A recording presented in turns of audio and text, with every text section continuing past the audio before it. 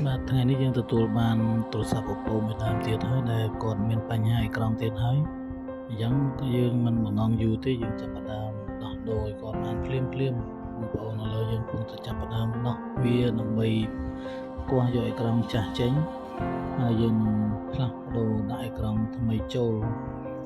ដោយសារតែការផ្លាស់ប្ដូរអេក្រង់វាមានភាពងាយស្រួលដែរទេយ៉ាងសម្រាប់បងប្អូនដែលចង់ផ្លាស់ប្ដូរខ្លួនឯងក៏អាចផ្លាស់ប្ដូរបានដែរបងប្អូនឲ្យតែយើងមានសម្ភារៈផ្លាស់ប្ដូរ